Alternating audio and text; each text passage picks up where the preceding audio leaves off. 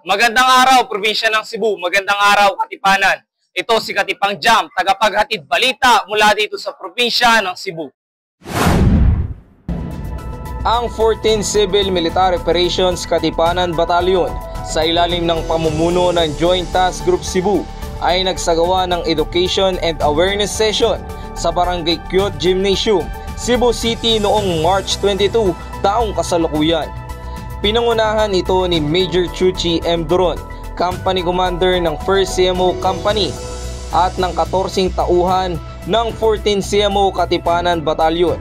Sa pamumuno ni Lieutenant Colonel Isagani J. Nato, dumalo ang 125 miyembro ng Kyot Women's Organization, ang Barangay Chairman na si Honorable Danilo P. Tebes at ang God Focal Person na si Mr. Wilfredo Ofunda at iba pang konsehal. Tinalakay ni Mr. Romeo T. Birao mula sa CDRRMO ang kahandaan sa sakuna at pag-iwas sa sunog.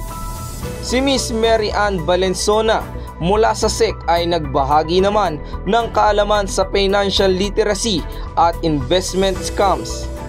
Si Police Staff Sergeant Arnold Adala mula sa Police Station 10 ay nagbigay ng impormasyon sa pag-iwas sa droga, habang ibinahagi naman ni Kadereb ang kanyang karanasan bilang dating rebelde at ipiniliwanag ang mapanlinlang na pangangalap ng CPP, NPA at NDF.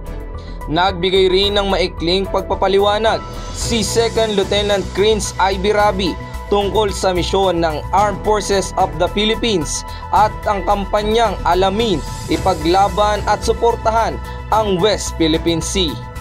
Sa pagtatapos, nagbigay ng mensahe si Lieutenant Colonel Nato, Battalion Commander ng 14th CMO Battalion, na nagbigay pugay sa kababaihan ng Barangay Kyot at hinikayat silang ipagpatuloy ang kanilang kontribusyon sa komunidad.